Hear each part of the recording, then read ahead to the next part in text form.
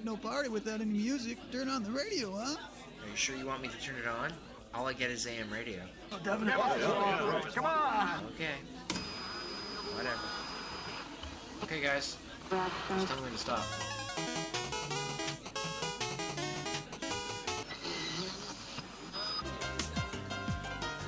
Put it on music of my groin.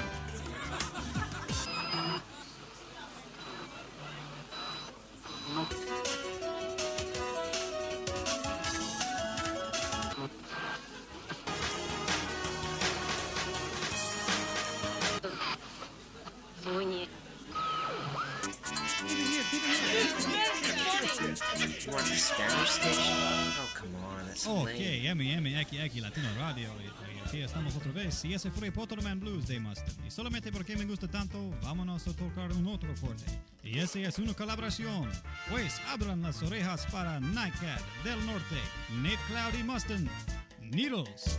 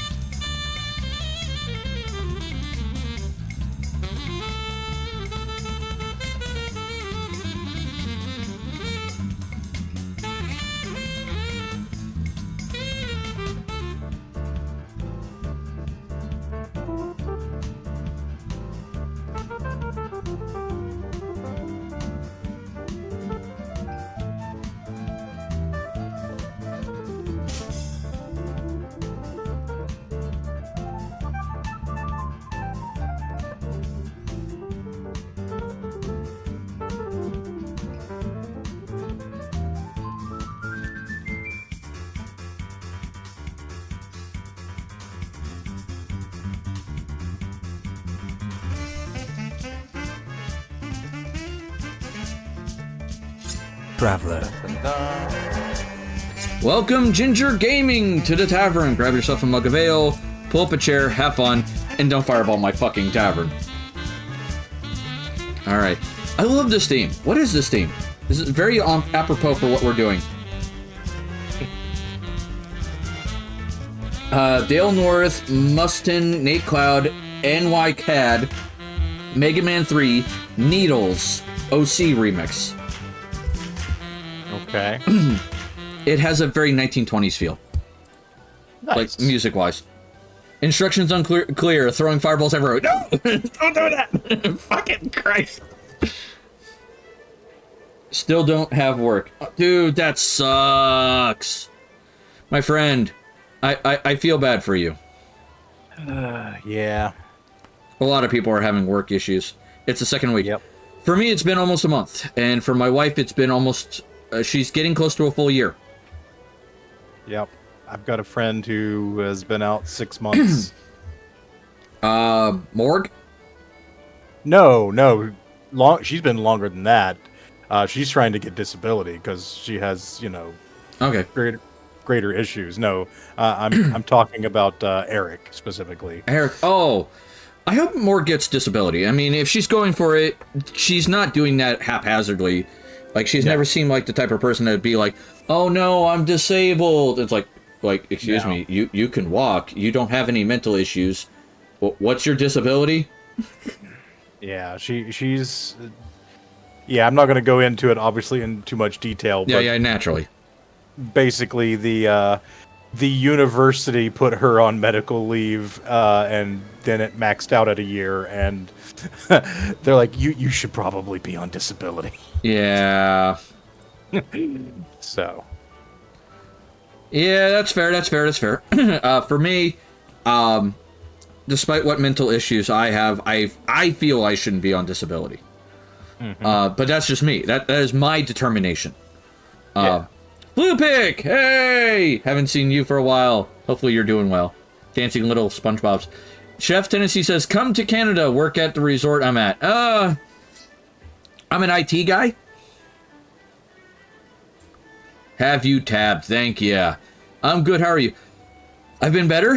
My son has been really throwing some tantrums today, so I've been on the receiving end of that. My son also attempted to reenact Supernatural in his bedroom. That can mean a lot of things, and most of them aren't very good. In this case, Salt. Oh, okay, that's not too bad. and crossing. See, I put it that way to see how many Supernatural fans would start making suggestions in chat. Oh Lord, I can just imagine like he tried to crawl to the ceiling and light himself on fire. Now, here's the funny thing. I make the Supernatural reference, and I do think the show's an interesting idea. I've never watched it.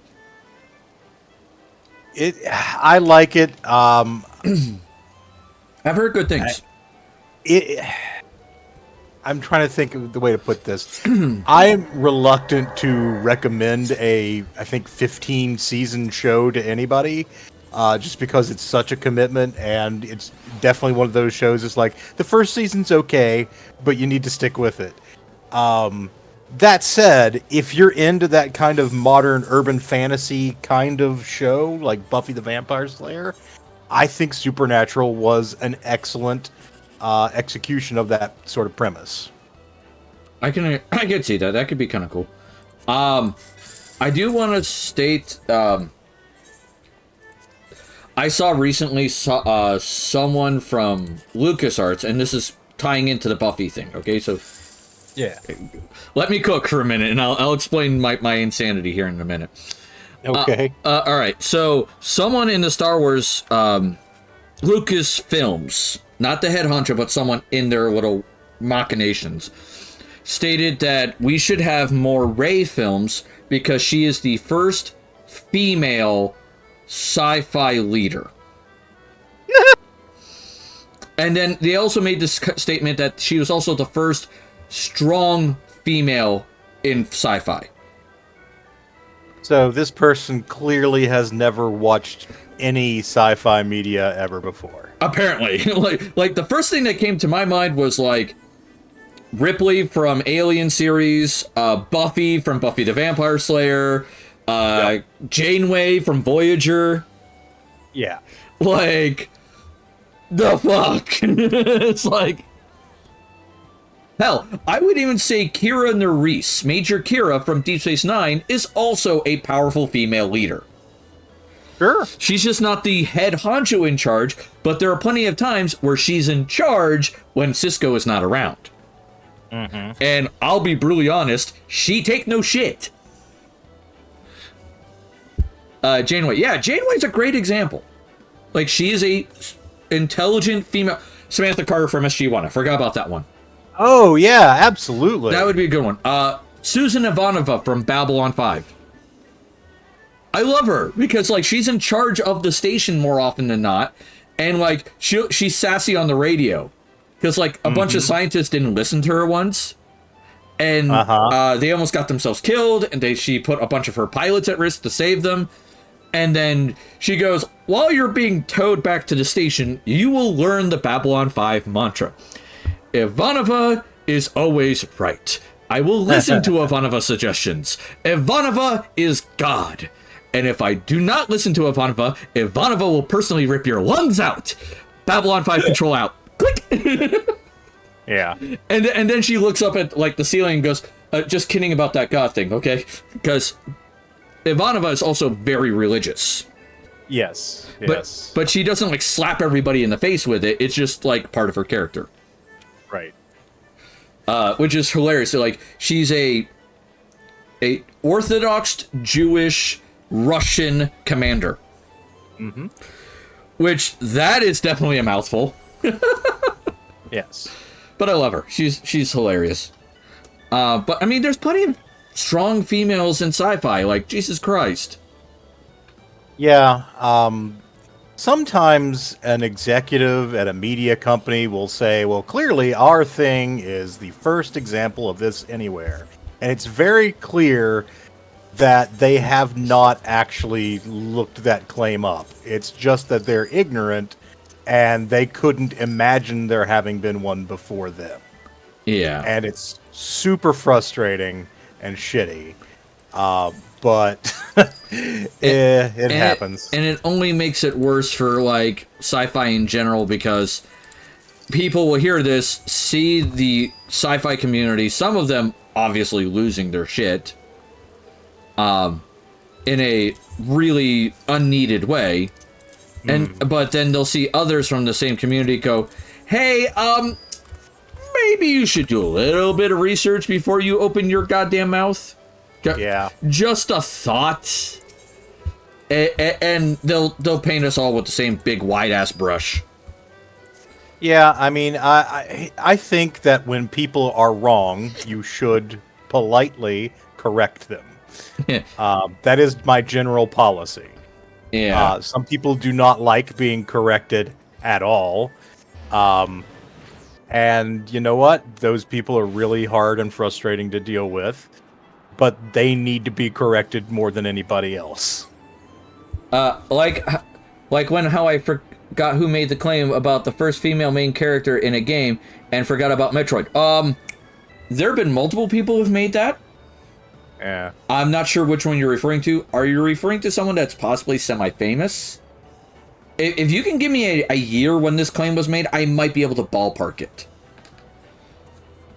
Because I know that claim has been made multiple times since, like, 2010. By a multitude of people. I don't mind it, but I do with grammar. I know it was a while back. Okay. I know there's been some academics who claim they're academics in video games and make that mistake all the time. They're like, oh, there's no strong female character. I'm like, Samus, like, Jesus Christ. Zelda in any modern Zelda game. Yeah, I mean, she's definitely evolved away from, like, the damsel in distress mode. Like, I'll fully admit, like, early on, like, in, like, the original Nintendo, Super Nintendo, that era, oh, yeah, she was totally the damsel in distress, like, all the goddamn time. Mm-hmm. But, like, from the Ocarina of Time onward, she has been kind of a badass. And it's just only getting more so. But that's just me. Like, that's my thought. I do a grammar because I got bullied about... Oh, man. That sucks, waifu. I'll fully admit, my grammar and spelling suck. I'm not good at it. I mean, and that's the thing. What I always try to remember with, like, spelling and grammar, and especially pronunciation... sometimes people have learned something wrong. I'm like, in terms of like my English linguistic ability, I was always like a couple years ahead. I'm an avid reader. I've got all these credentials. There are words that I consistently screw up that I just got in my head wrong, and intellectually I know I'm saying them wrong, but my brain still calls them up. I was just thinking about this today. The word attenuated is one that I consistently confuse with attuned, or basically the idea that, oh, you're geared towards something. That's not what it means. If your strength is attenuated, it doesn't mean it's tuned towards a particular thing. It means it's lessened. It has been reduced. And like I said, my brain knows this, but the instincts where I have learned at a very young age, I still want to say, oh yeah, this is attenuated towards this task. And what I really should be saying is attuned towards this task. And the words are similar, and it screws up. It's not that big a deal. Yeah. But if somebody corrects me about that, I'm going to say, yes, you're absolutely right. I keep making that mistake. For me, like a big one, if I mess up, like say someone's pronouns, I'll be like, shit. Like, I fucked that up. I'm sorry. Yeah. I always 100% take correction on someone's pronouns. I have screwed that up. I will screw that up. I will not screw that up intentionally. But yeah, It's just how my brain works. Sometimes I'll look at a person and be like, my brain will associate a word with them. Yep. And it's so hard to get it off that. Yes. It's like, fucking brain, come on. We're not generally educated in the English language to use they as a singular pronoun. It is an absolutely valid one. And so we tend to think in terms of a gender binary because we've been raised that way. But those of us that aren't assholes can take correction on that. Like, well, sorry. And I try my best to do better, like, all the time. Yeah, 100%. Speaking of doing better and fucking up and all that jazz, did you hear what's going on with Discovery now? Warner Brothers Discovery, what are they doing this time? They basically tried to paint DS9 as the bad guys. Because, do you remember the episode from the original series, Trouble with Tribbles? I do remember, yes. Alright, so did you remember that Deep Space Nine had an episode called Trials and Tribulations? Yes. Alright. They're painting Deep Space Nine as the bad guys because they brought Tribbles back. Okay. And that the Tribbles overpopulated on one particular starship, killing everybody. Okay. And they're saying this is all Deep Space Nine, and particular Odo's fault. Okay. I don't get the logic behind it, but hey, whatever. Yeah, but here's the funny thing. One of the things O'Brien did behind the scenes with the Tribbles they found on the station is, as they were beaming them off the station, they made it so that the Tribbles no longer were born pregnant. Right, yeah. That was something O'Brien did. Yeah. And what happened was in Discovery, this one scientist found the Tribbles that O'Brien had messed with and re-genetically programmed them to be born pregnant again. Uh-huh, so that scientist is clearly at fault. Yes, and he died for it. But the writers still say it's Odo's fault. And I'm like, what?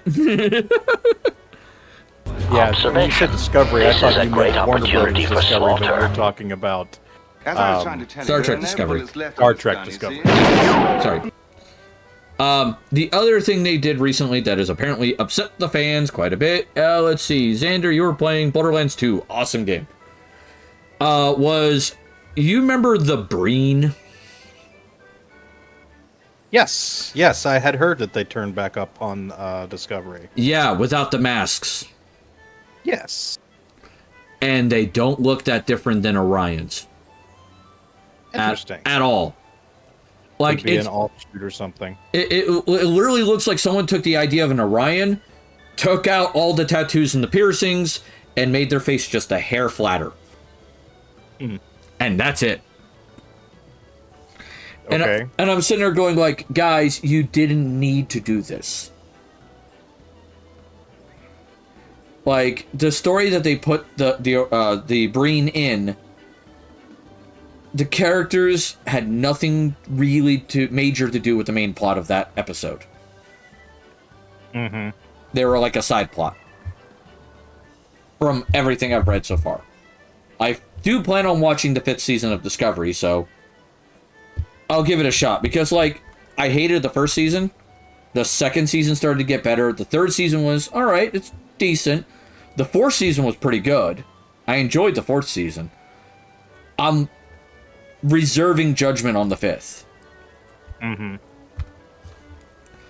I felt like from the get-go, if they were going to focus the show on Burnham so much, they should have just made her captain pretty early on. I mean, I can understand why they didn't, because they wanted to show that character's journey upward, but at the same time, I would say Star Trek tends to be better as an ensemble, in my opinion. Oh, yeah, definitely. I like Star Trek as an ensemble better than focused on it. I feel like she should have been captain in season 3. Because that was when, Saru was captain. Mm. And 1, he didn't make a good captain, and 2, she kept doing all the captain stuff anyway, because she was the first officer. Right. And I was just like, why didn't you just make her the captain? Mm.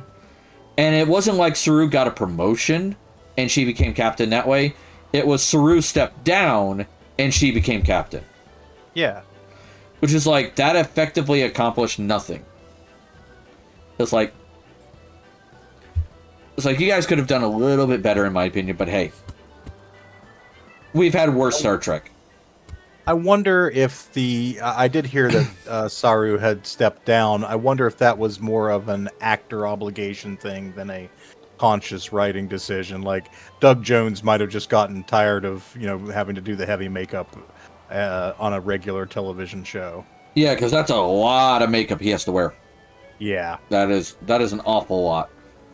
So, I wonder if they had been intending that Saru would be the captain for longer, but then just had to go, you know what? He's leaving. We don't want to kill him, so he'll step down. Yeah.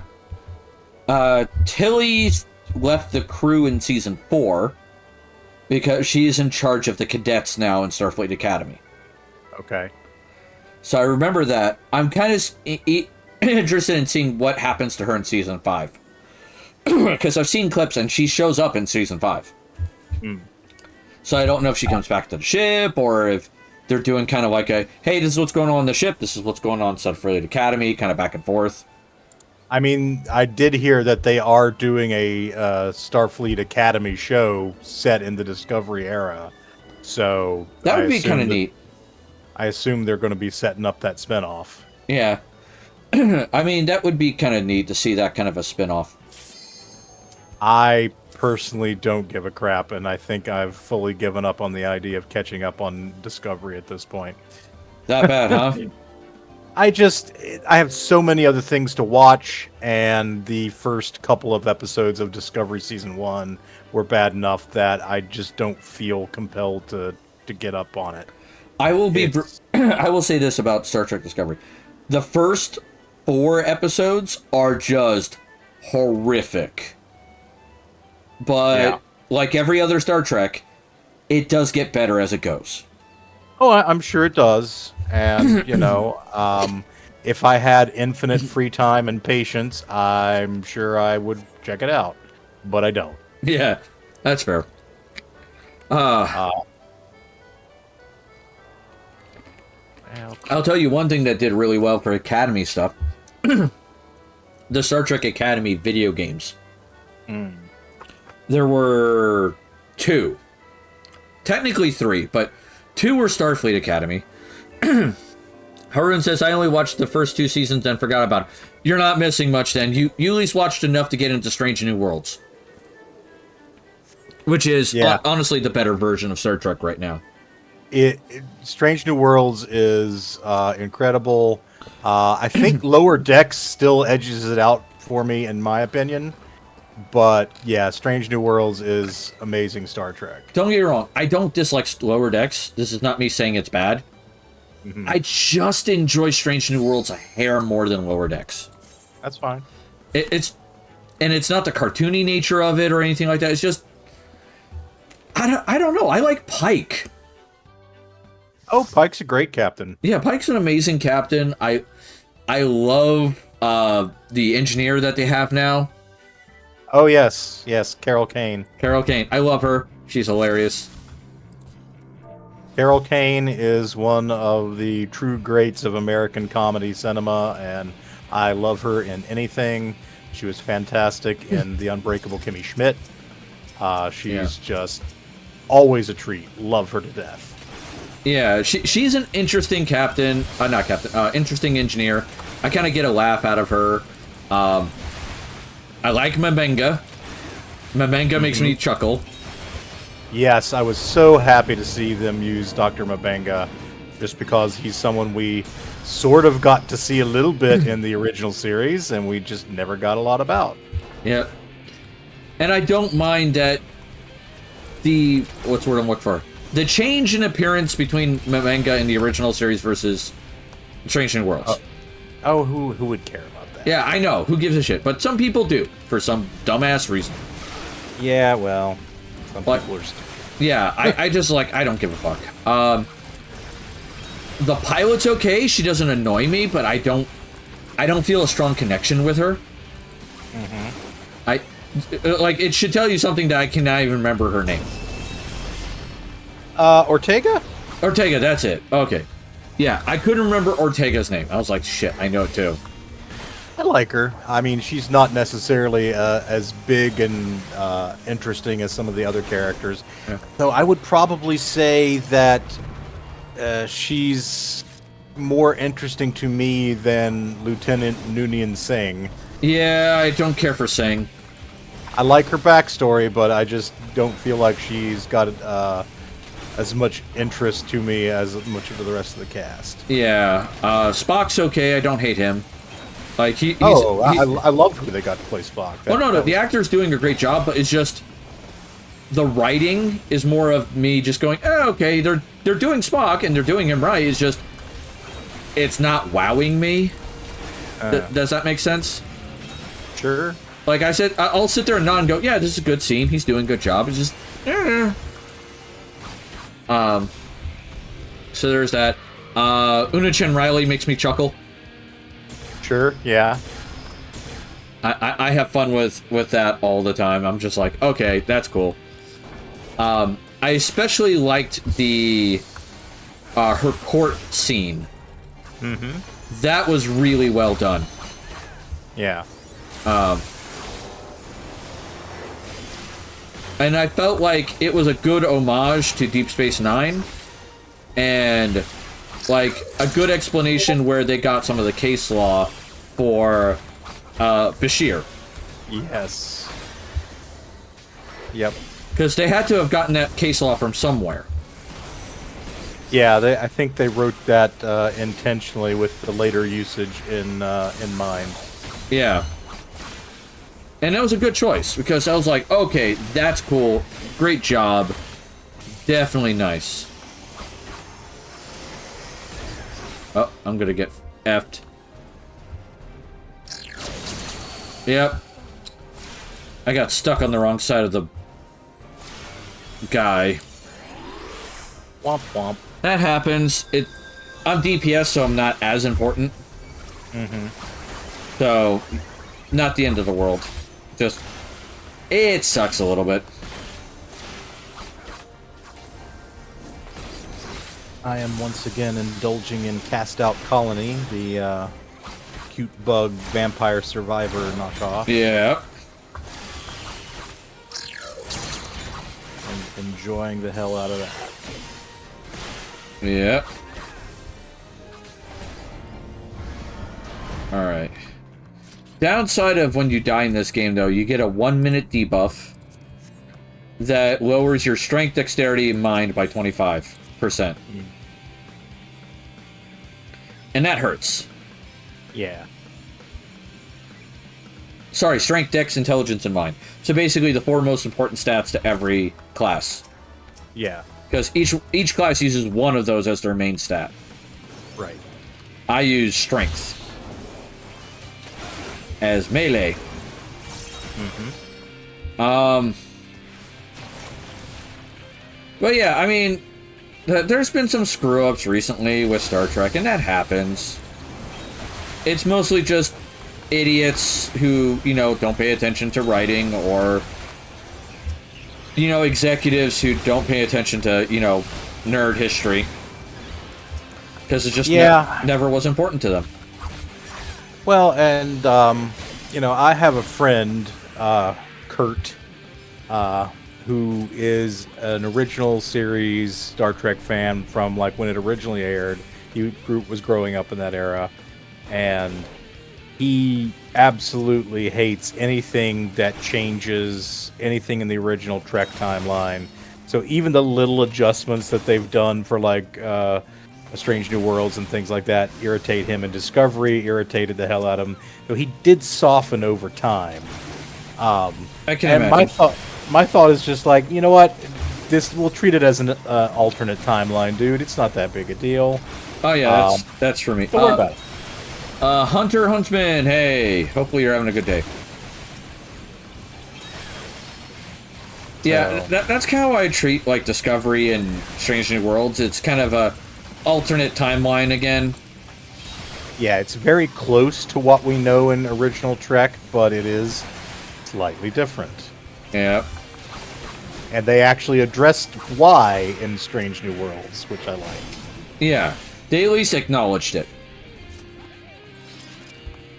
Apparently, there's been so much time fuckery around Earth in the 21st century that the timeline keeps essentially getting compressed. So that's why we haven't had the Unification Wars yet. Yeah. Go figure. Hey, I'll take the idea that, multiple billion people don't die. Oh, the Unification Wars absolutely still happen. It's just that they're happening later in the timeline than they should, because apparently everybody keeps trying to kill or unkill Hitler, meaning Khan, Noonien Singh. Yeah. Constantly. Which amuses me. I imagine.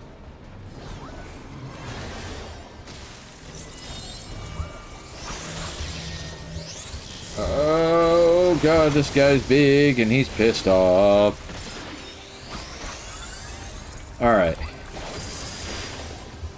So, speaking of fuckery with timelines and things of that nature, we can get into the other topic I wanted to discuss with you, which was the Pulp Fiction stuff. Yes, the pulp genre. The pulp genre, because I know you're a big fan of the pulp genre. Absolutely. As all right-thinking people would be. Okay, fair enough, fair enough. So, I mean, think about it. You're hopping all around the world. You're having adventures. You got fist fights. You get to punch Nazis. Observation. This is a great It's a opportunity great for slaughter. genre that I think we've never had enough of since the original era when they were coming out. The pulp genre is also what ultimately birthed the superhero concept. yep. Hey, Daryl, I'm doing fine. Hopefully you're doing good. Slowly playing some Final Fantasy XIV while we, talk about nerd shit. Which, by the way, if you guys have a topic you want to discuss, by the way, mention it in chat. We'll work it out somehow. Yep. This is not just us talking to you. You guys can talk back. Yep. Absolutely. Yeah. So my question for you, Gamera, is the following. What is your favorite pulp movie or show or whatever? And what do you feel is the most accurate to the genre? They don't have to be Now- necessarily the same thing. Yeah, okay. When you say accurate to the genre, do you mean like best example of what generically a pulp should be, or Yeah, do you mean it's okay? So basically, the thing that, if you were going to make a suggestion for someone to experience what the pulp genre is in one, what's the word I'm looking for? I don't want to say one sitting, kind of like one, example, yeah. What would you feel is that? There are two really good answers, and honestly, most days I'm going to give answer A, but on the odd day I might give answer B. and these answers apply to both questions. Okay. And I'm going to start with my usual answer, which is Raiders of the Lost Ark. That is a classic. I would agree with that one. I happen to think that Raiders of the Lost Ark is actually a perfect movie. There is nothing that they did wrong with it. It maintains a fantastic pace. The dialogue's great. The performances are great. They just knocked that shit out of the park. It was clearly a labor of love for Spielberg and Lucas. So yeah, Raiders of the Lost Ark is a fantastic example of the genre. It's exactly what I want in a pulp, and it is, like I said, I think a technically perfect movie. Okay. And, you know, John Williams' score, holy shit. Yeah. It's John Williams doesn't deliver trash, and it is one of his best scores. So, yeah, the Raiders March is iconic. Yep. All right, what's answer B for you then? The Mummy. The Mummy? Yes. That was going to be my answer. Yeah. See, and that is a fucking classic, just incredible thing. The Mummy, I don't know how we managed to come up with something quite that perfect. Brendan Fraser is absolutely perfect. He's a perfect O'Connell. Yes. They could not have found a better actor than him. And then Rachel Weisz, I think is her name. Yes, Rachel Weisz. She nails. What's her character's name? God, I know it too. Evie, that's right. Evie. Or Evie, yeah. That's right. Evie. I was like, I know it too, and it's gonna drive me up a wall. The brother is also perfect. Again, it's a perfectly cast movie.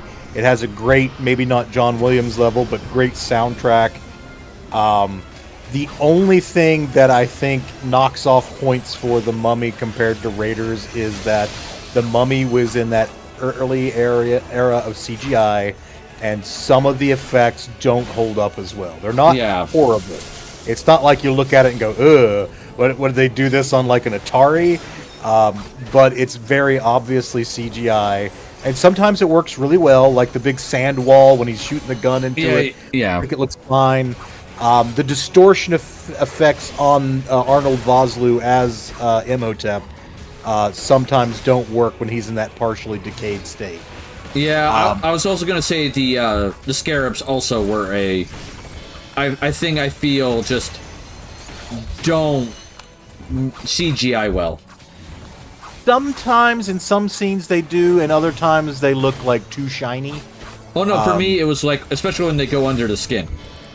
Oh, yeah, okay. Yeah. I thought you meant like just the animation of them like scuttling around. No, like going under the skin shit. Okay. That was just like, nah, it looks CGI'd as hell. Yeah. Just not for me. But yeah, with you know, forgiving to its late 90s CGI, it's an excellent movie. I would happily sit down and watch it at any time. Fantastic cast.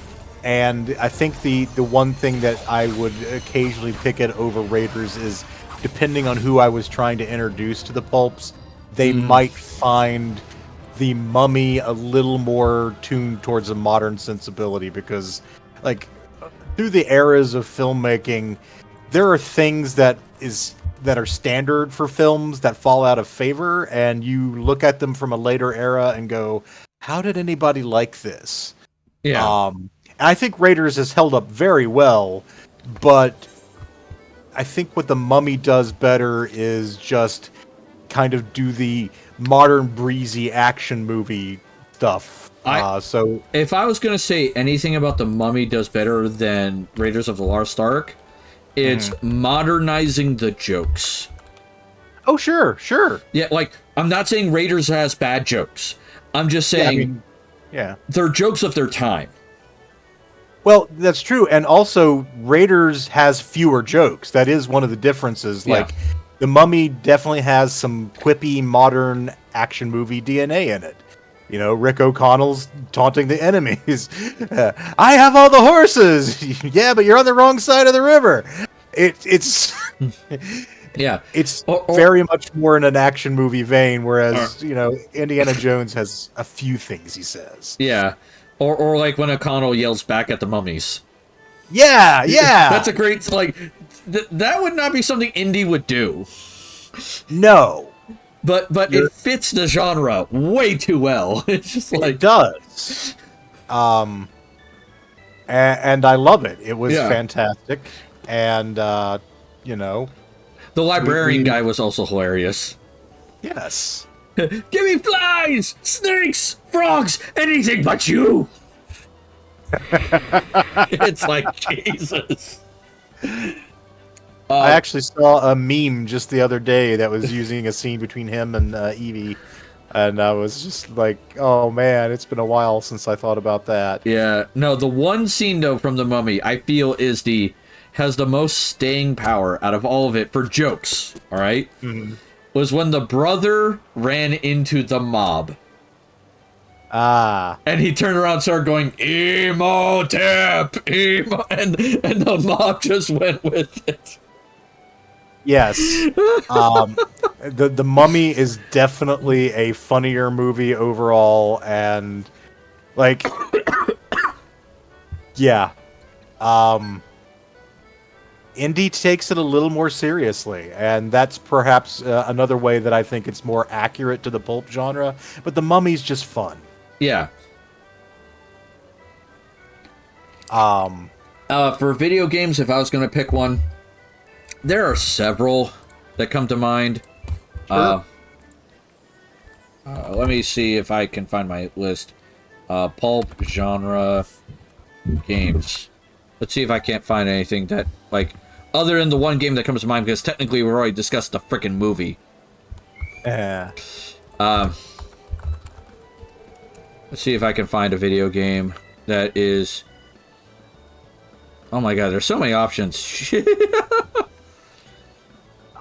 depends on the elements that you're looking to emphasize for pulps, but I think that, you know, your first or third person action games are definitely going to be good fodder for that sort of thing. God, there's Tomb one... Raider is the first one that comes to mind for me. It's not necessarily set in a pulp era, but it very much feels like a pulp game. Is it Strange Company? I don't think it's Strange Company. No, that's not it. I have this on Steam, too, and it's going to be driving me up a wall. Because... Company of Heroes? No, maybe I don't. Okay, never mind. There's a game that's called, like, Strange Company or something similar. And it is a turn-based RPG. Okay. Kind of similar to XCOM. Sure. But it's set during the pulp era. Okay. And the things you're fighting are like mummies, zombies, demons, ghosts, shit like that. Yep. And I was like, I was gonna say that fits really well. Indiana Jones and the Fate of Atlantis is another one. Yeah, that's like point and click adventure, right? Yep, point and click adventure. Yep. Those can be good. I'm trying to think. Yeah, other than the ones based on movies. Now, I will say that we're generally talking about just generic pulp, but there are like variations on this theme. You have like early pulp superheroes that you can delve into. You've got pulp science fiction like Flash Gordon. So there are other things other than just archaeologists. I found it. And okay, what's it? The Lamplighters League.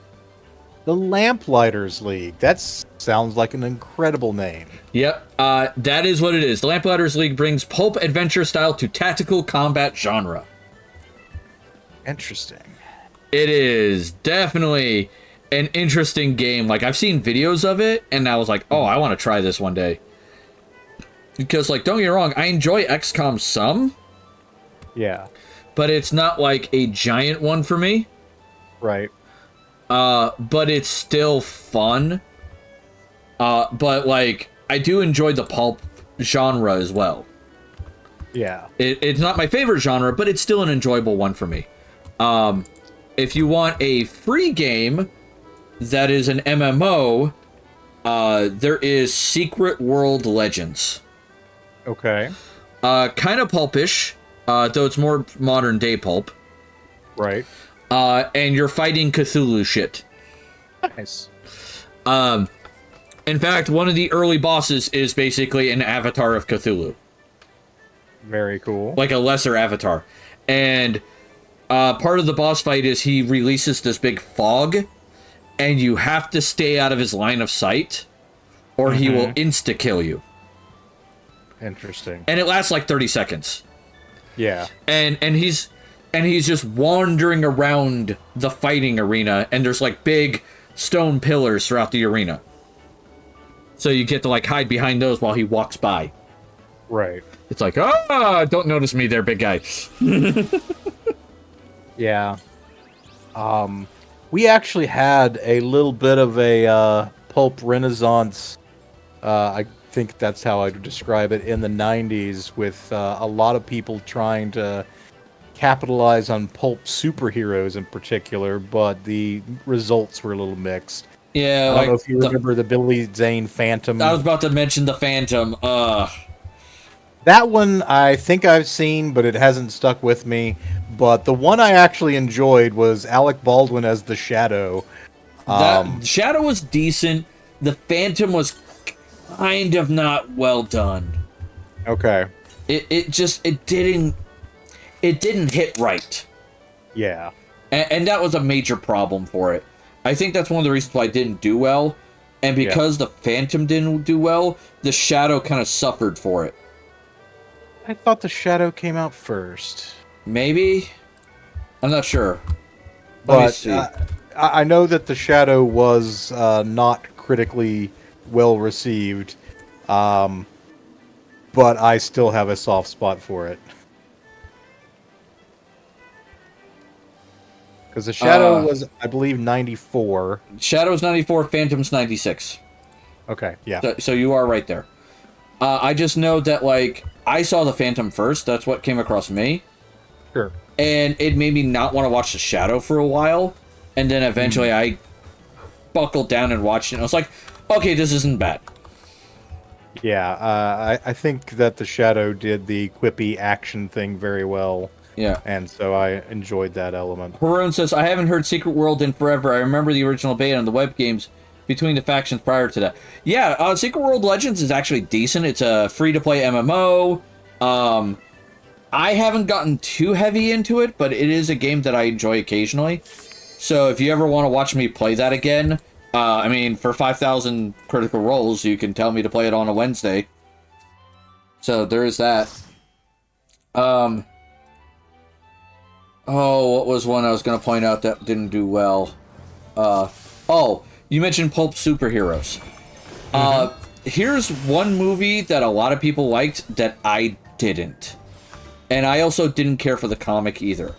Because I thought maybe the movie had fucked it up and that the comic was good. And I was like, nah, I don't really care for the comic either.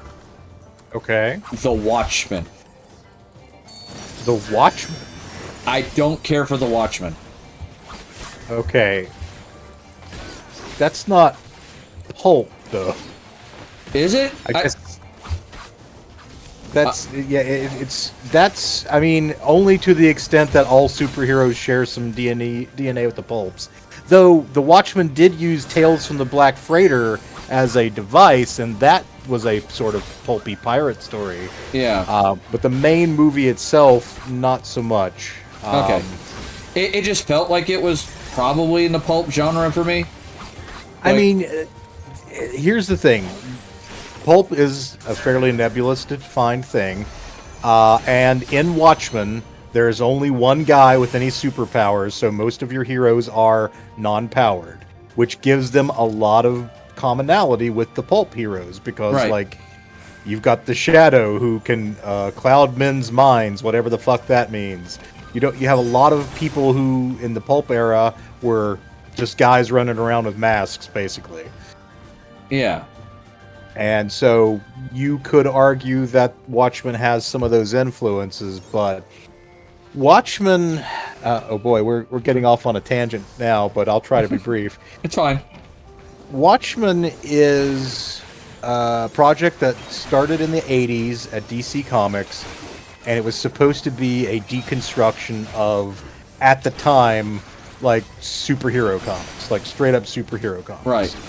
And Alan Moore basically went to DC Comics and said, hey, you guys bought all these characters from this defunct company called Charlton.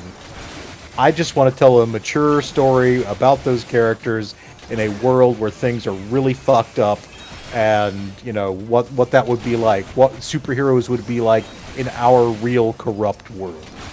And DC let him start kind of writing on it, and then said, you know what, we actually want to use these Charlton characters, so maybe don't ruin them by, you know, turning them into this deconstructed version.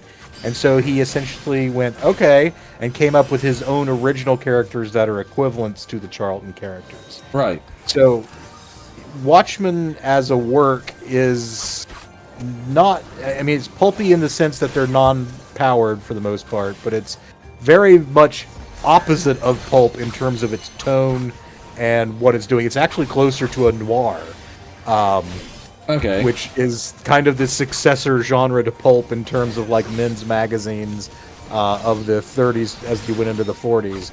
It's cynical, it's dark, it's not like globe-trotting adventure, having fun, socking a Nazi in the jaw. It's like, oh, you socked this guy in the jaw, he's probably going to eat through a straw for the rest of his fucking life. It's all about bringing these real-world consequences into this superhero genre. So essentially, it's kind of like stripping the pulp out. Okay, that's fair. All right. And it's totally fine that you don't like it. I find Watchmen overly cynical. I think it's too dark.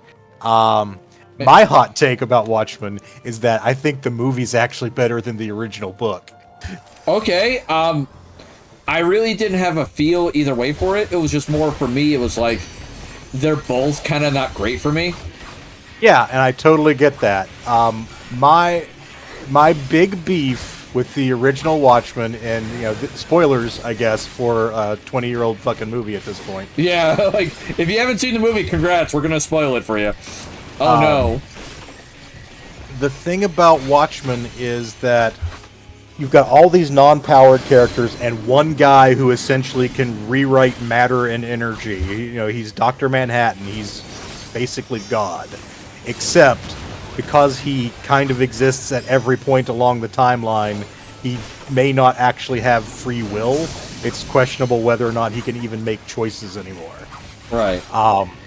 And it's a dark 1980s world where apparently, like, Richard Nixon is president for life. And, you know, it's corrupt. There's, like, imminent war with the Soviet Union. You know, the United States and Soviet Union's Cold War has escalated to the point where they could launch nukes at any time. And one of the... Oh, go ahead. I was going to say, we also won Vietnam. Yes, because of the intervention of Dr. Manhattan, largely. Yeah. And so basically what happens is the smartest man in the world, one of the superheroes, Ozymandias, I hope I pronounced that right. Close enough. He decides that, you know what, the world's going to nuke itself, and my friend Dr. Manhattan, despite all his power, is so inhuman at this point, he'd probably just let it happen. So I gotta stop this. And so he goes to one of the other heroes that he worked with, the comedian, who is like this absolute shithead, abusive alpha male piece of trash who did like assassination wet work in the Vietnam era. And he is like, will you help me do this? And the comedian's like, fuck, that's too far even for me, what you're planning. And so he kills the comedian, and that's kind of what sets off the arc of the movie and the books. Yeah. So he revises his plan then, and what he comes up with in the comic book is that both versions, he wants to create a unifying threat, something so big that the nations of the world will have to put aside their differences and work together. That's the outside context problem. You can't be mad at the Soviets if you got like fucking aliens ready to overrun shit. Yeah. And In the comics, the plan he comes up with is fucking stupid. Oh, Jesus Christ. For both in-universe reasons and out-of-universe reasons. And because the plan he comes up with is, well, in the comic version, there are other people with superpowers. It's just that they're really shitty latent superpowers. There are psychics. Psychics exist in the world of the comic book universe. So in addition to Dr. Manhattan, there are people with psychic abilities.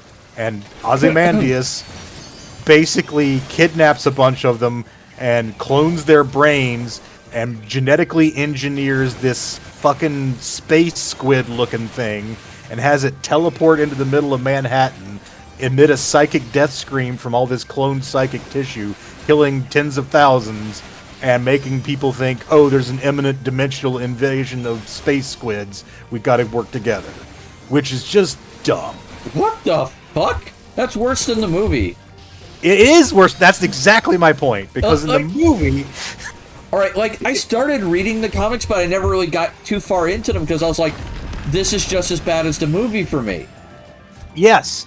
And honestly, what the one thing that the movie improves on the books is that Ozymandias finds a way to essentially synthesize Dr. Manhattan's power signature and is planning to do a detonation that looks like Dr. Manhattan had enough and blew some people up, so now you got to worry about him.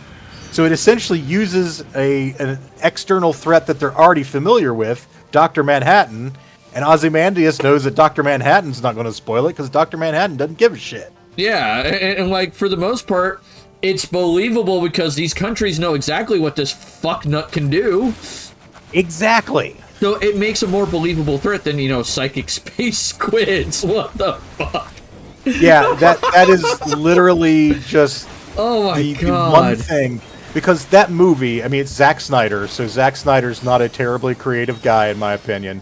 Yeah. But the movie adaptation of Watchmen is such a slavish imitation. Like, he recreates it panel by panel sometimes.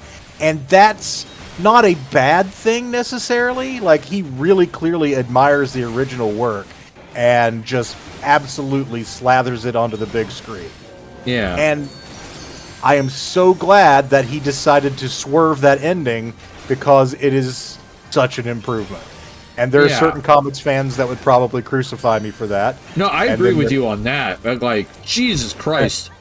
Like, there's certain Zack Snyder fans that will crucify me for saying he kind of sucks.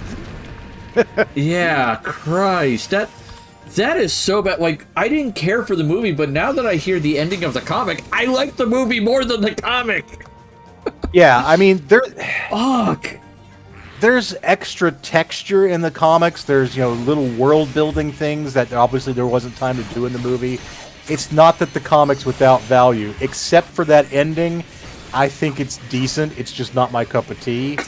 But I think the movie did improve upon the book in that ending, and that makes it so much better. Oh my god. Another noir-ish film then that I'm not a fan of is Sin City. Okay, so Sin City is very much striding that line between pulp and noir. That is kind of like early noir. You're right again that it has kind of a pulpish sensibility in the terms of, like, nobody's got powers. These are kind of punchy, low stakes guns. But pulp, and usually my definition, please understand that I am, not a media scholar. I am just a lifelong reader and watcher. You are one dude who happens to enjoy the genre. Please take the opinion as such. Yes. So for me, the main distinction between a pulp and a noir is, can you imagine that the characters are having fun during a lot of it? Yeah. And in noirs, usually the answer is no. The stakes are too high, things are too grim. Morality tends to be a lot more gray in noir. Whereas in pulp, it tends to be very black and white. That's kind of where Watchmen loses the pulp thread. It's like, there's a lot of ambiguity in Watchmen, and pulp doesn't like ambiguity. Pulp likes, this guy's wearing a... Hello? Hello? Uh-oh. I think we may have lost camera. I can't hear again. I'm here. Oh, there you are. I'm here. Yeah, sorry. Maybe a internet blip. Hi. The sensors are trying to get to you. Yeah. They're trying to. Oh, your stream is lagging a little bit for me too, so Okay. it might be an internet connection thing. Yeah, there is a storm running through here, so Okay. that is the very real possibility. I apologize to everyone if you suddenly saw a glitch. But you were saying. Or we're having another internet glitch. God damn it. Let me know when you can hear me. I can hear you again. Okay. But you're not sure if this... Oh, no, your stream's good again. Okay, cool. Okay. So, yes. Pulp, very black and white morality. Good guy wears white hat. Black guy... Or not black guy. Black... And there you go again. God damn it.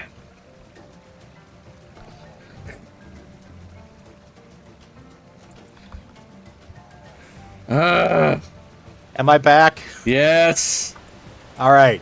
White hat, good guy. Black hat, bad guy. That's Pulp. That's Pulp. You finally got the fucking words out. Noir ambiguity. Hard to tell bad guys from good guys. Yeah, everybody wears gray hat. Yes, everybody wears gray hat. So yes, Sin City is very much a noir, but like some of the superficial elements are Pulp-like because Pulp and Noir basically turn on that morality question. Sam Spade of the Maltese Falcon, he's a noir character because you know what? He might keep that thing. He might shoot that guy. We don't know. He's not a good guy. He's just trying to make an honest living and a dishonest living if he has to. Yeah. So yeah, noir is a similar, related genre. Usually the time periods that I see people talking about, pulps, usually the 1930s are like considered the big area for pulp, but you can go earlier than that. You can do a pulp adventure that's later than that. But noir very specifically started to break as a genre in the post-World War II era. People coming back from like the most horrible war ever fought on the face of the earth were cynical, they were depressed, and the films kind of reflected that.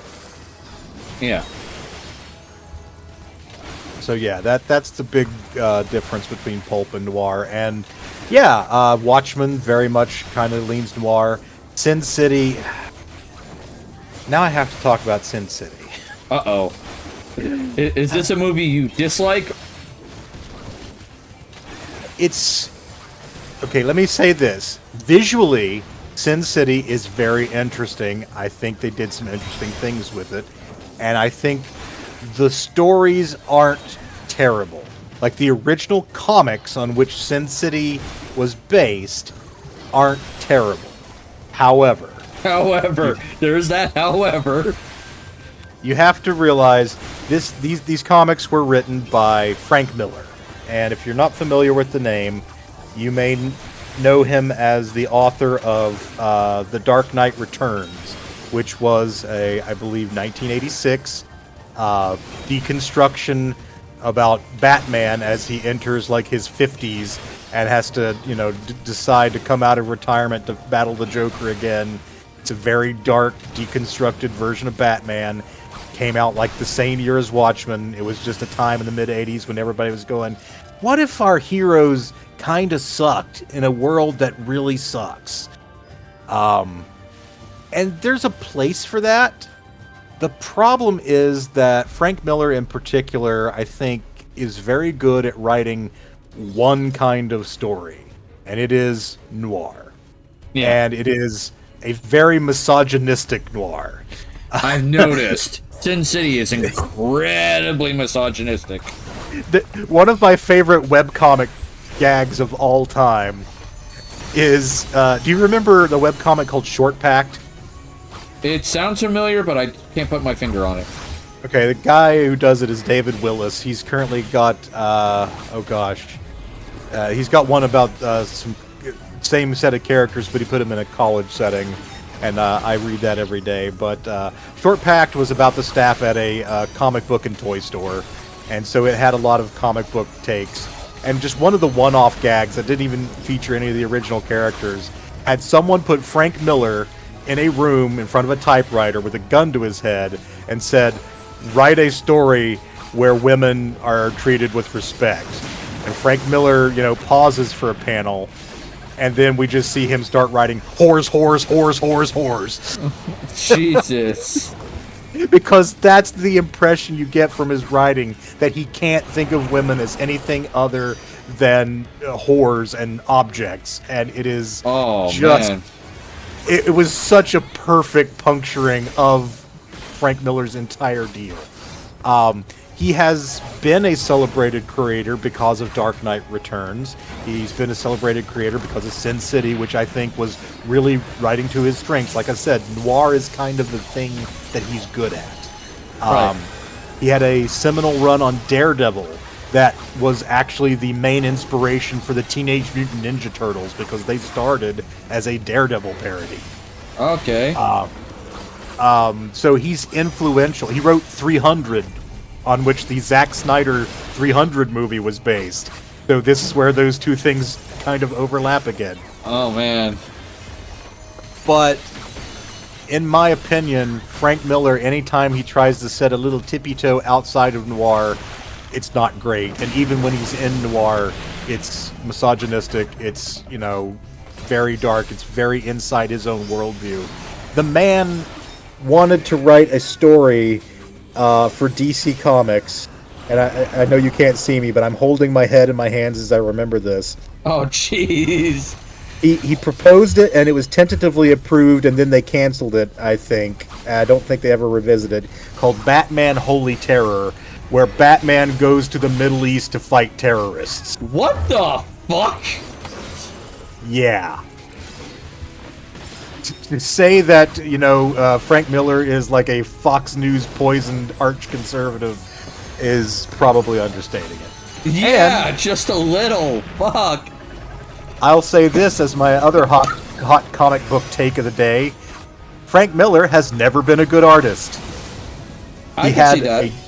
He had a decent inker on some of his early stuff that covered up for his shortcomings, but everything he's drawn for the last 20 years is hot fucking trash. And I think he was always almost that bad, and just the inker he was working with, his ex-wife, was Saved just his kind of ass. covering up his shortcomings. So yeah, as a writer, he can do noir pretty well, and so the original Sin City books, as noir, are very dark, they're misogynistic, but they can be entertaining, and they are good. The movie, I think, benefits from that strong writing, and it's enjoyable, but it's not a movie that I would, subject myself to repeatedly. I never really cared for it. And that is totally reasonable, because, yeah, it's a lot. That's how I'd put it. It's a lot. It's a lot, and I'm just sorry. The world is depressing enough as is. I don't need my media to be equally depressing. Yes, I've been talking about that with some other comic book developments recently. It's just I want my heroes to be heroes. I want, them to succeed. I don't want them to... I mean, there should be conflict. There should be, difficulty. And risk. And risk. But ultimately, I want them at the end of the day to succeed and come out, not maimed. I recently quit reading the My Hero Academia manga. Oh, boy. Because... though it starts out pretty lighthearted, it's very clear that the author wants to tell a fairly dark story. And there's one of the pro-heroes that is in that who, the volume where I quit it, she lost a third limb. She's got prosthetic replacements and is still, active and fighting, but holy shit. Yeah, Endeavor's a piece of shit. Oh, Endeavor's absolutely a piece of shit. We could go on My Hero Academia and talk for a while. I will admit, I haven't read the manga. Yep. I have watched the show. Yeah, That has honestly, been my experience. it starts out pretty good. But you know, we have characters that are maimed, we have characters that are killed, and you know, to some extent that can be tolerable, but it's very clear that the author wants to take this into a very dark place. And there's some theories about how he's planning to like end it, and one of the more popular ones would, I think, essentially just be an entire rejection of his own premise. There's speculation that he might end it in a way that nobody has superpowers anymore, and I'm just like, what a way to throw away your entire fucking world. Just saying, this creative world that I set up with people and superpowers, it's over. So yeah. How do I put this? It would seem like if he were to do that, it would be very much like, how do I put it? Like Syndrome 1 in Incredibles. Yeah. There is that. It gives me that feel. And Blinerd, so you don't definitely watch Invincible yet. Invincible then. No, I do watch Invincible. And I actually enjoy Invincible from the get-go. And the reason why I enjoy Invincible than this premise of My Hero Academia is Invincible doesn't hide what it is. Yes. So that's an excellent point. Now I will say that again, I'm familiar with the Invincible comic. I actually haven't watched the show yet, but I understand it's a pretty good adaptation. But it was very clear very early on in the comic book, like, Omni-Man's not what you think he should be, and that's going to be a problem, and that's going to be a recurring theme. And that's fine if you want to tell that story. I will say that after, like, 140 issues of Invincible, I did finally go, like, you know what? Robert Kirkman's writing tics are getting on my nerves. I may check out the show at some point, but it's one thing to start your series and go, surprise, this is darker than it initially appeared to be in the first 12 issues, and another to, you know, basically start it out as this, it's this, you know, superhero academy, and they're learning to do these things, and holy shit, we're 10 volumes in, and you just nearly killed one of their teachers, and he's, like, permanently diminished in capabilities, and oh god, what are you doing to this one? And, you know, just, yeah. Hey, AP, thank you for resubbing for 21 months. Thank ya. Huzzah. Yeah. But yeah, I Invincible is something, like I said, I think wears that on its sleeve. It's a little more honest about where it's going to be going. I do think that even for what it is, there are some elements, at least in the comic version, that get too dark.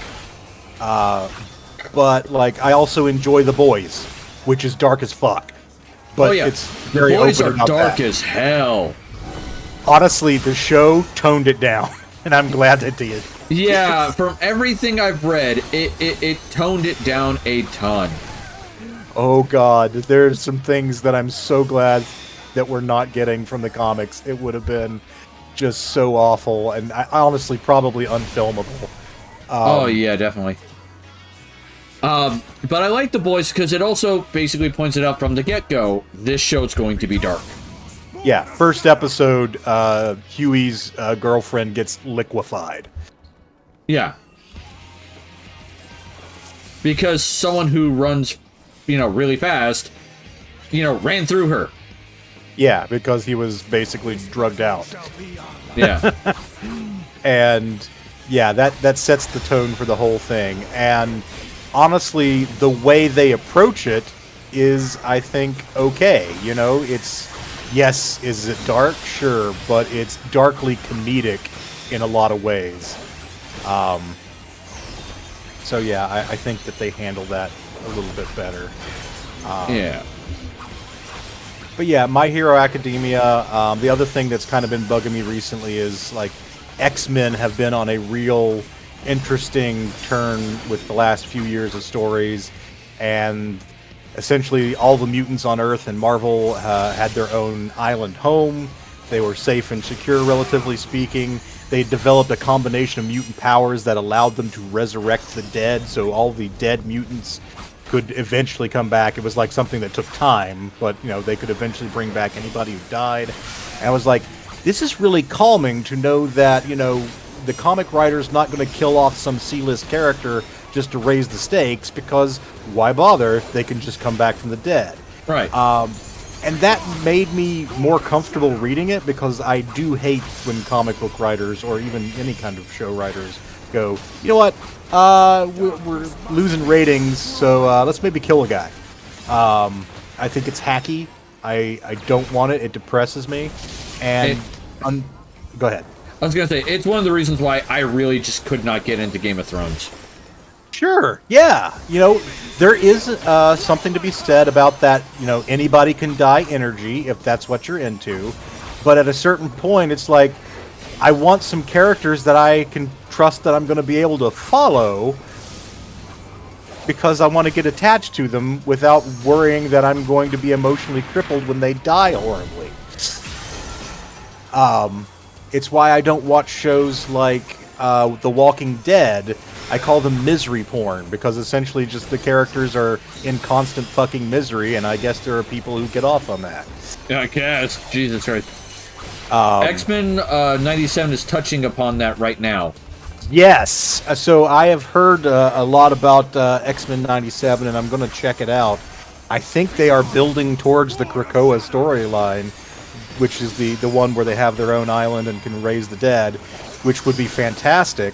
My problem with the current Marvel Comics version is that they're ending that. They're basically a group of humans put together some nasty combinations with some AIs to end the Krakoan era, and it looks like that they're not going to be able to resurrect the dead anymore, and like all the promotions to the relaunch are like, they're in more desperate straits than they've ever been before. And I'm just like, you know what? They were on top of the world, relatively speaking. I mean, people still hated and feared them. They're the X-Men.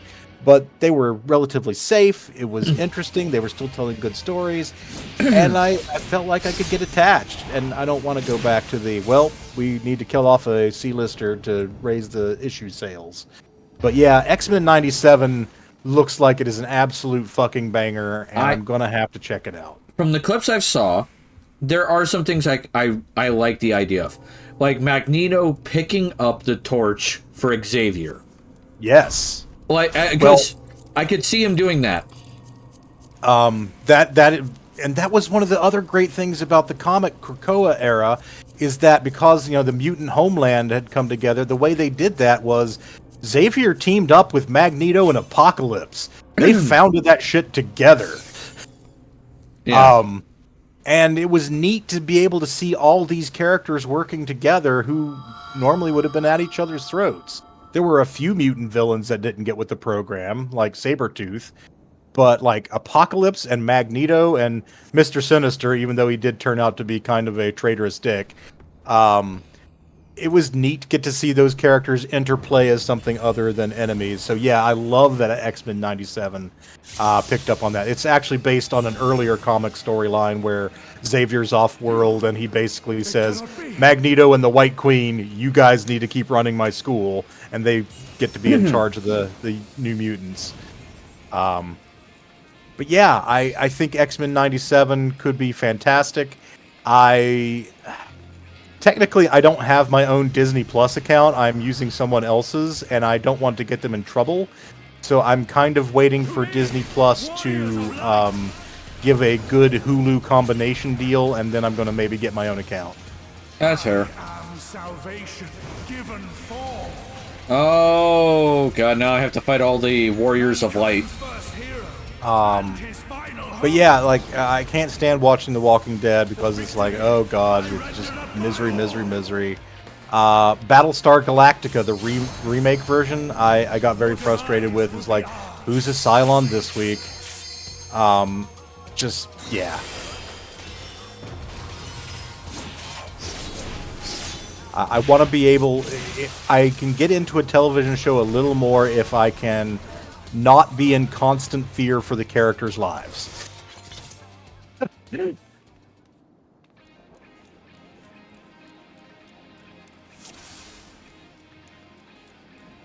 Okay, the tank didn't limit break, because this is the fight where the tank. This is one of the only times in Final Fantasy XIV where the tank has to limit break.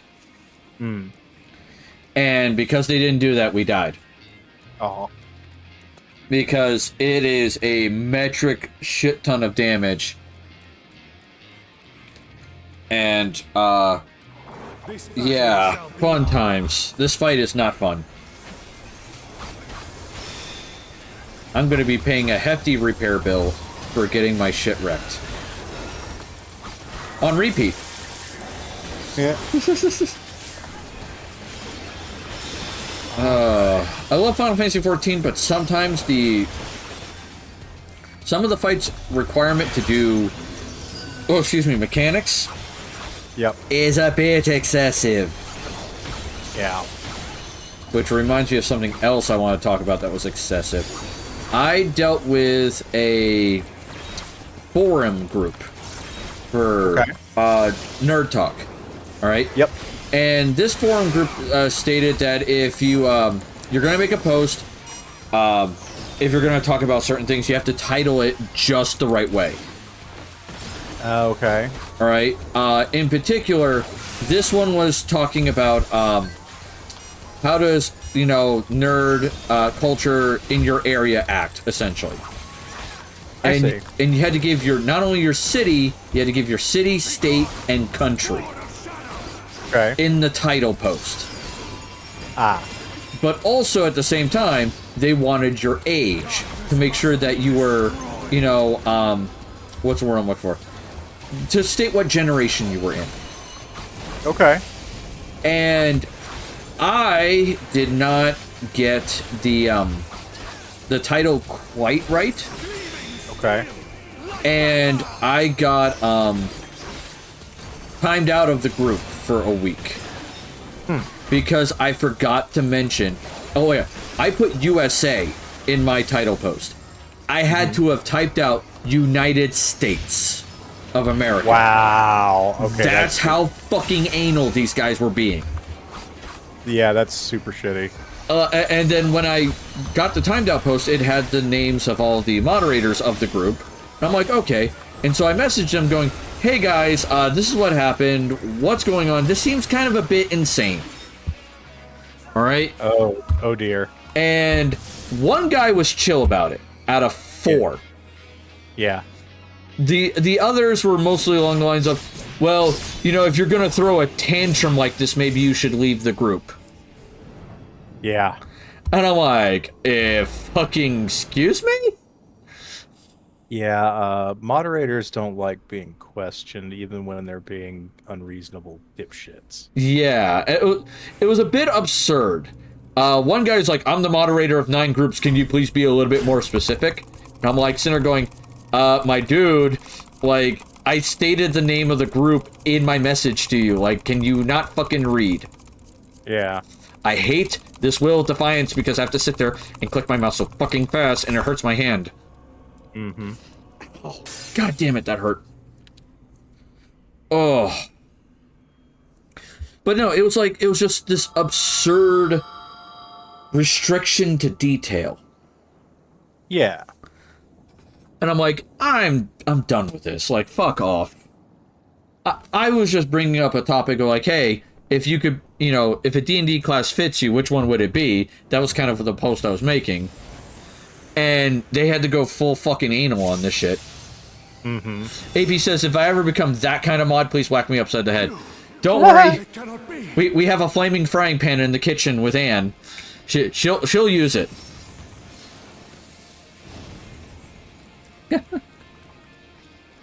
Oh,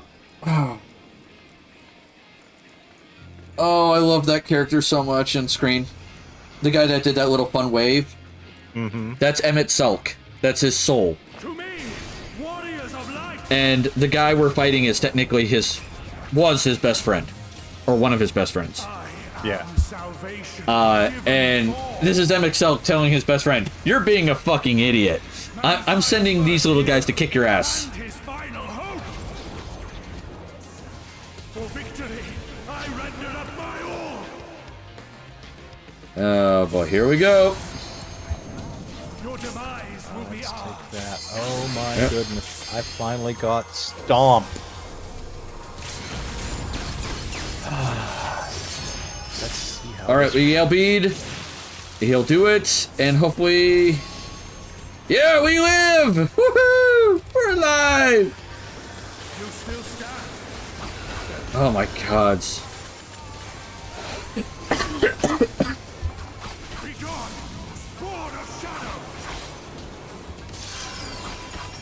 All right, so sorry, go ahead. No, I was just gonna say, I don't remember. Did we cover everything you wanted to cover about the topic at hand? You're talking about the which one? The pulp. The pulp. I think so. I can't think of anything off the top of my head. Okay. Excellent.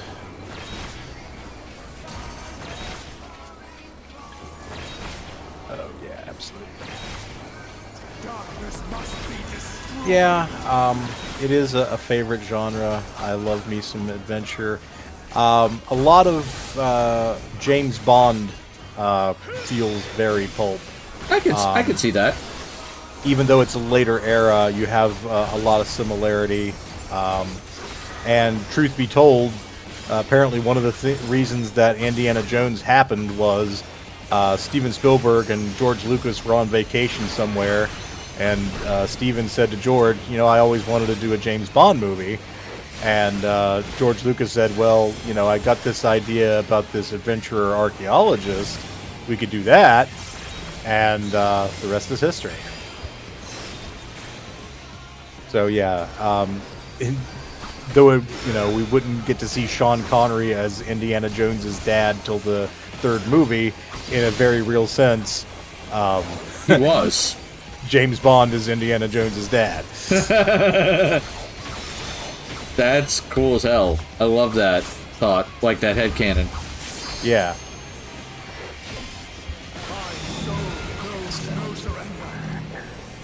I'm gonna get away from those guys, because they're about to get hit with something.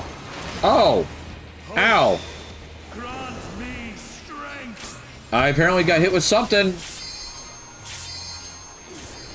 And I got jacked for that.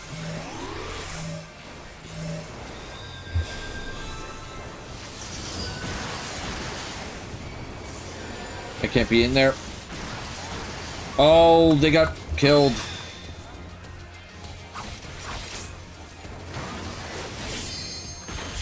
Alright. We gotta... Oh, this is bad. Okay. Turn on that. Oh boy! A bunch of us are dead. Come on, healer. Busy! One of the kids. One of the kids. I love my kid, but goddamn. Uh-oh. What am I about to face? Please. Can't move while the fire's going. Okay, there we go. Alright, we're staying alive somehow, but I think the healers are waiting for that LB3 to bring everybody back.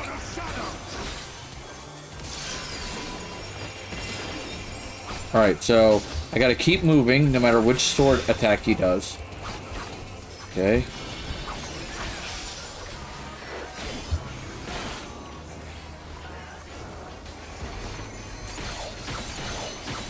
Alright. Yeah, the wife's got the kids now. Oh, I do not want to get hit with that. That sounds like a bad time for me. Alright. Oh, boy. Alright, here we go. This is the one where I have to keep moving. Good luck. Yeah, got it. Oh, I am making friends. Okay. Oh, I'm not gonna make this. There we go. Nope. Shit. I got oofed.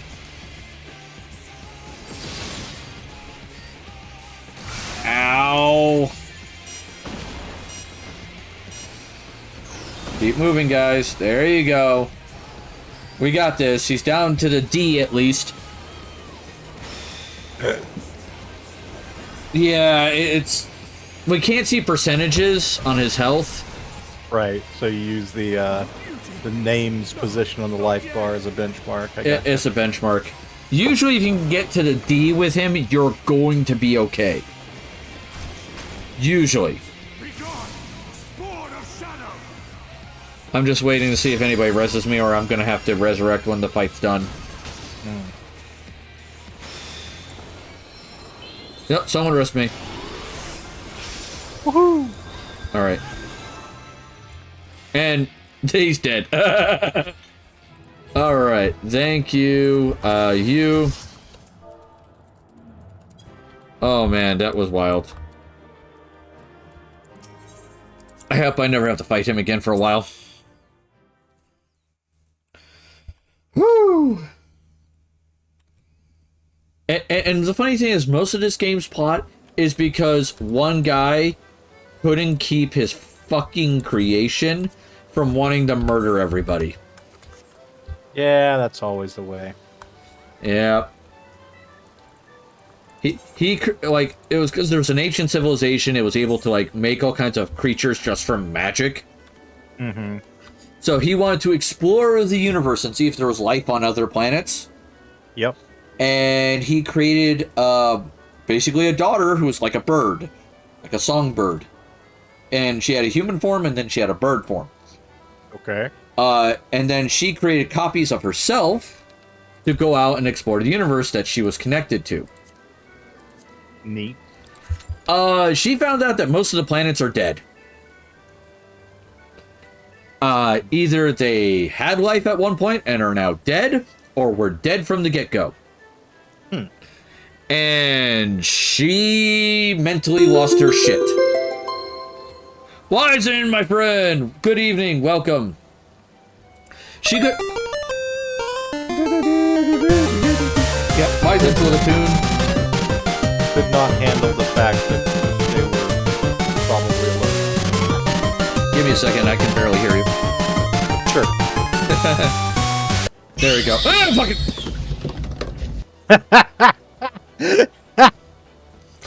His thing just ended. I opened my mouth to tell you that it was done and I could hear you, and he played the fucking face under sound.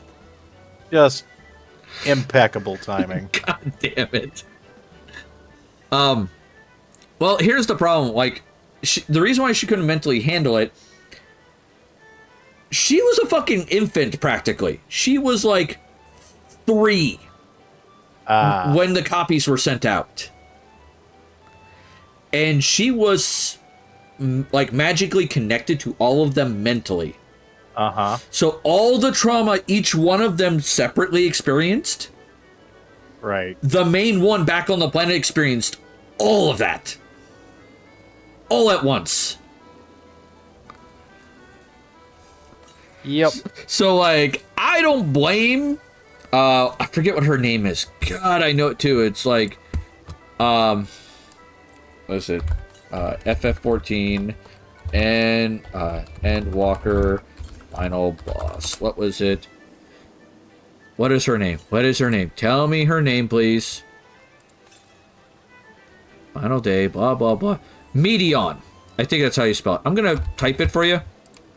And okay. You can try to tell me if I'm saying it wrong, because, you know, I fuck up words. All right. Let me pop over to Discord. I'll put it also in chat. Let chat explain. Yeah, if I were to just pronounce that out of the blue, I would probably guess Meteon? They say Medion in the game. Medion? Sure. But at the same time, these are voice actors. They may not be also getting the Japanese version of the name right. Sure. Because this game's done in Japanese first and then translated. Yeah. So it's like, okay, Medion, whatever she is. Yeah, she's like 3. She just like collectively loses her shit. And she she goes espresso depresso and decides, fuck it, I'm killing all existence, because what's the point of existence if, you know, It's just pain, suffering, and death. Sure. So, her solution is, why don't we just kill everyone, bring everyone into eternal sorrow, and just stay here? Yeah. Understandable. She was probably not ready to have dozens of copies of herself to which she is empathically linked. I wonder how many copies there were. I know there's a bit. 14. Number of copies.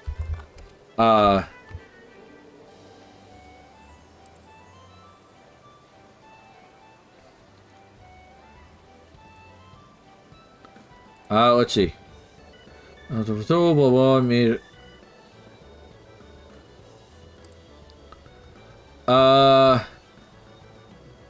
There are 20 that were sent out. Yeah, that's too much responsibility for a 3-year-old. A correction. There were 20 that were supposedly sent out that she got reports of. Because she also mentions in the same cutscene, there are some she can't connect with. So we know it's at least 20. Yep. More than that. Yeah, poor Medion needs a hug. Because here's the thing about Medion. Her magical power is not based on the same magic system that the world uses in 14. It's based on emotion. She gets her magical power from her own emotion and the emotions of those around her. In the game, they refer to it as dynamis. Okay. And, yeah, not just her magical power, her existence. That's true. Her entire existence is also emotional based. And it's just like, holy fuck. You know what, those, yeah, because she's made of dynamis. You know what? I'm going to share a picture of her in Discord. Okay. So you guys get to see what she looks like before and after the fuckery. Alright? Let's see As if I I... was trying to tell you, there are no bullets left in this gun, you see? Let me put this in... I'm going to put it in photo dump. That's where it's going to go. Okay. The first picture is her before she has her emotional breakdown. The second one is going to be her after the emotional breakdown. And then the last picture is her final boss form, which you have to fight. You may have to click on it to get it, be able to see it, because it's really tiny. Yeah, I will check it out later. I am clearing a level in the Cast Out Colony, so... That's fine. Thank you, AP, for the shout-out for Doom Dizzle. Hey, Doom. So any of you who are in my Discord, you can go to Photo Dump and see the pictures I'm referring to. Medion is a beautiful little sweet bird. And I love her to death, bud. Fuck, man. I wonder if I can actually find a picture. Oh, there it is. There's a picture of her in bird form. I'll share that as well. I should probably talk a little bit about how I messed with my Call of Cthulhu group this weekend. Oh boy, what did you fucking do to them? So they've learned that there's an upcoming time snarl, for lack of a better word. Somebody has fucked around in time. And they learned about this from time-traveling member of the Yith species from Call of Cthulhu, and basically have been charged with keeping it from happening, because if it does happen, then in that little snarled bit of time, England, at the very least, will be doomed. Oh, that's no bueno. Yeah. And so they basically have been trying to figure out, okay, well, what causes this? And they finally got a clue that this is the result of a bargain. And like this was information that they gleaned from another entity, and it was just like the fall of Atlantis was because the ruler of Atlantis made a bargain with this creature to literally turn back time to bring back a beloved dead loved one. And after they did that turn back of time, a history changed in such a way that Atlantis soon fell. And the same thing is going to happen here if they don't figure it out. So they start doing the research. They find out They're kind of the successors of a group of mystery hunters that I put in the backstory of the game called the Watchers by Dusk. And they had just, literally this adventure, been asked by one of the last remaining original Watchers if they wanted to officially join the organization. They got little cool gold rings that signify them as members, so now they're officially the Watchers. Okay. And so they're reading the Watchers case files, and they find out, back in 1869 that the Watchers confiscated this big brass box that apparently had some kind of genie in it. And one of the Watchers died a few weeks after that case, but basically what they learned was that member of the Watchers, after they were able to recover this case with the genie in it, had struck a bargain with the genie that it couldn't grant any more bargains except to a member of the Watchers. So now they have to figure out which one of them, including the old original members that are still around, is the one that causes this horrible future. Oh, God. It's like, congratulations, you're members of this organization, and now you're amongst the, 9 people who could actually wish this doom upon society. Fuck. Well, fuck. Yeah, I had fun with that, and Oh my it's gonna be God. interesting That to see. that is evil, sir. Yeah, it absolutely is, and I'm very proud of myself. I'm about to make a quote. You ready for this? What you Okay. did was sneaky, underhanded, and downright distasteful. I loved it. By the way, that line was done by the voice actor who did Frollo from Hunchback of Notre Dame. So imagine it with that voice. Yes. It's just like, I love that. I actually used that quote, by the way, in my evil Pathfinder game. Yeah. I pointed at Takashi, aka, Yep. Edgelord. And because he pulled something really evil, and I used that quote on him, he just got a huge laugh out of it. Oh yeah, it was great. But yes, basically, they learned that this genie had also been in the possession of Alexander the Great and Genghis Khan. It's like, well, was it responsible for their downfall? So there's some history here, and just they have to figure out, shit, is it one of the player characters that somehow makes this bargain? More likely, they think, well, it could be one of the NPCs that are still alive from the Watchers. The complicating factor being, the reason they are aware of that time loop that's coming is because someone who is from that time loop came back in time to try and prevent it, and he is a member of the Watchers in that version of reality. So it's like, it could be him, but he's the one that wants to stop this from happening. I mean, he could be trying to basically stop himself. Yeah. I think I pointed that out. It's like the original version of him, the one from your prime timeline, could be the one that causes it, and then the one from the alternate timeline that is created is the one that's coming back that's trying to prevent it. So it could just essentially be this one guy, 2 versions of him creating this horrible situation. You're like, oh fuck, this is gonna go badly. Yeah, so I'm gonna see what they decide to do with that. Jeez. Yeah, what is with people, and by the way, the only way, speaking of timey-wimey fuckery here, Yes. 14 involves time travel. Yes, of course. How you find out about Medion and her bullshit is you go back in time and you're there for when she receives her report. Yes. And the fucked up thing is, you being there is what causes the report to be called.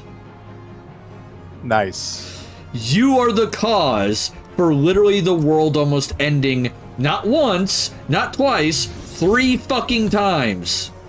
Nice. It's like, god damn. Correction, the world successfully ended once, and almost successfully ended 2 more times. Yeah. because the ancient civilization fell. Yes. Which, in the process of that happening, we got Zodiark, which is a big bad guy, and Hydaelyn deciding, hey, let's fight to the death now. It's like, fucking game. Of course, when the party finally encountered the genie, I had to make sure it offered each of them something they wanted.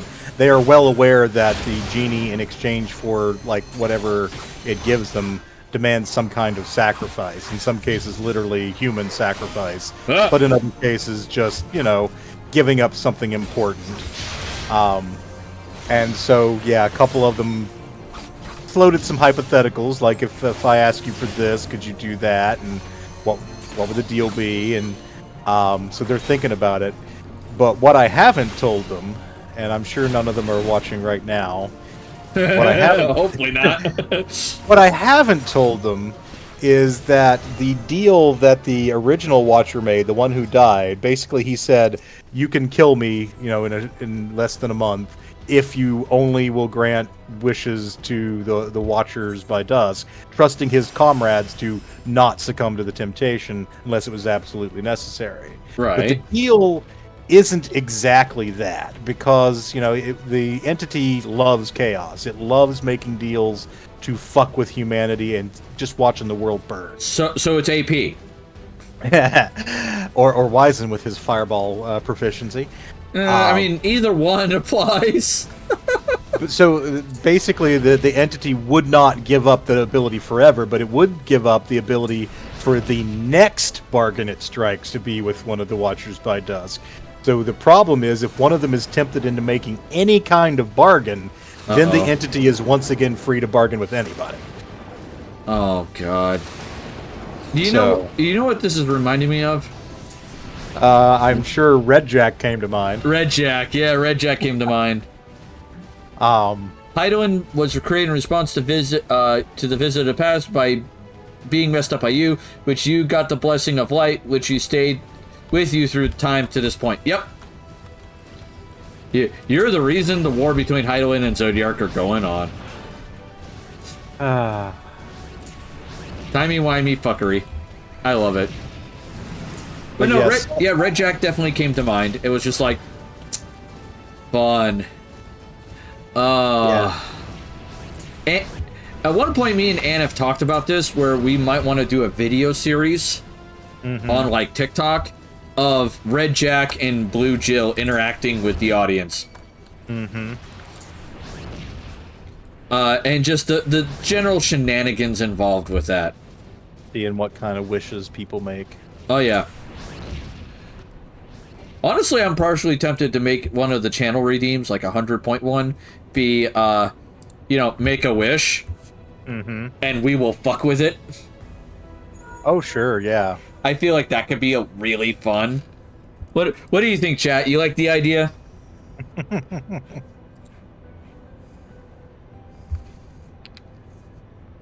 I feel like 100 points would be a fair amount, because it would happen moderately often, but it wouldn't happen constantly.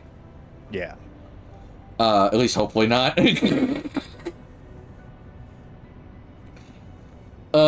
Because I feel like between the two of us, we could really come up with some fucking shit. Yeah. And of course, they're going to learn the rules of the genie through their research, and the genie always tells the truth, but does not have to tell you the whole truth. Okay. Very Aes Sedai there. Yeah, basically, he did tell them that he can only grant a wish to them, but he didn't mention the part about until one of you makes a wish. Yeah. So, yeah, the genie speaks the truth. The genie can choose to give gifts without bargaining if it so chooses. It's not limited in his power. But it has to, it can't just fuck with the world without a person being involved, either through a gift or a bargain. I will say that whenever King's Willow reappears, by the way, if I ever get to rerun it again, Jack and Jill will be back. Okay. Because they have split again. As well as several demons have taken up Jack's former role And suffice to say, they're not going to be overly happy that Jack is back. Yeah. Which is going to be entertaining, to say the least. Yeah. So there is that. AP says, C is my 43.3k channel points. Are you sure it'll be used moderately? I mean, if you want to use 43,000 channel points on us messing with your wishes, I mean, that's your choice. That might be an entire episode on its own. Mm-hmm.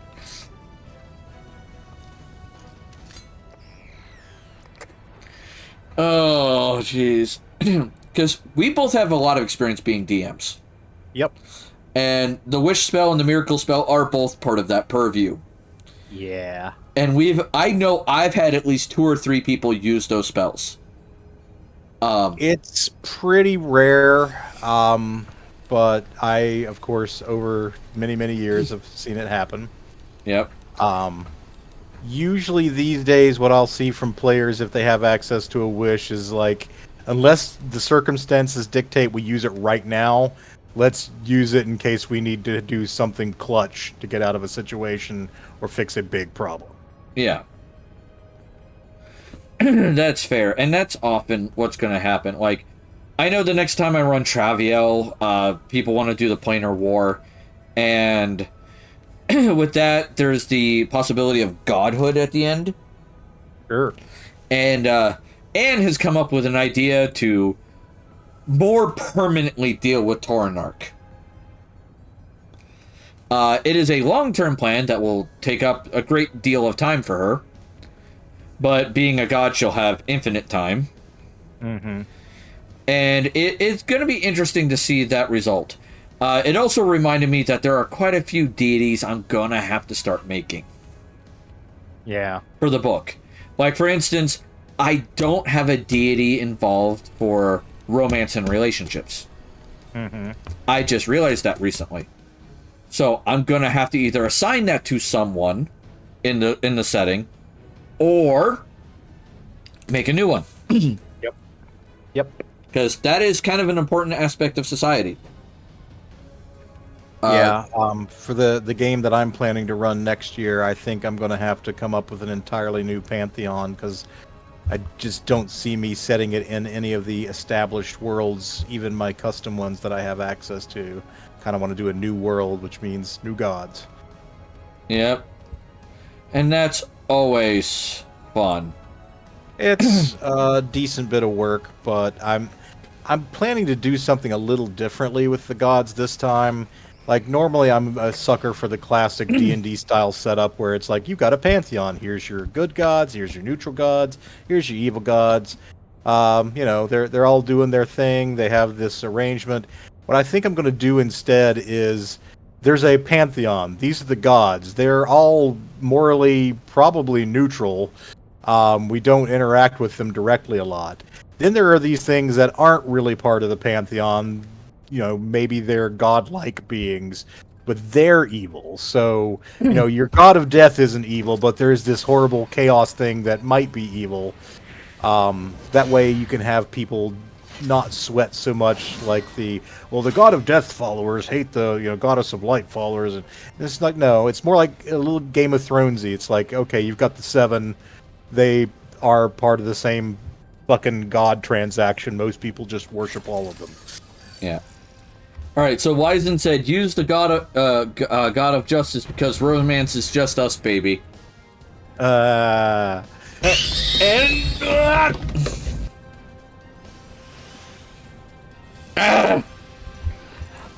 I was trying not to laugh when I read that while you were talking because I didn't want to interrupt you.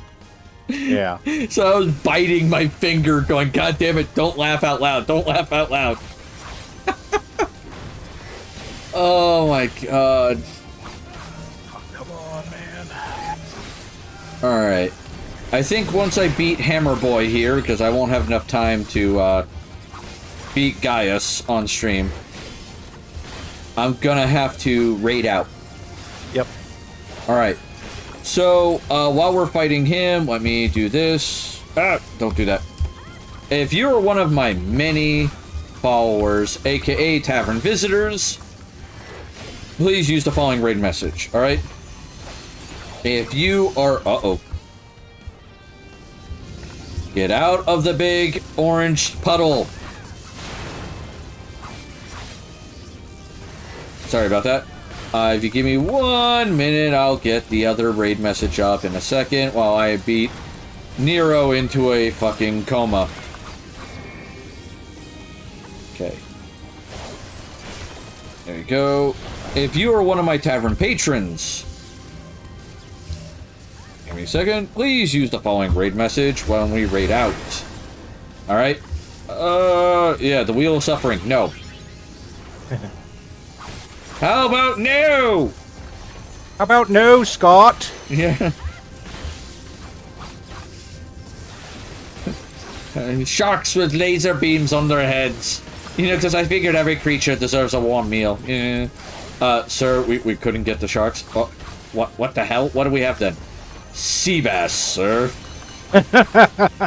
They're mutated sea bass. Are they ill-tempered? Well, of course. Well, at least that's something. $1 million.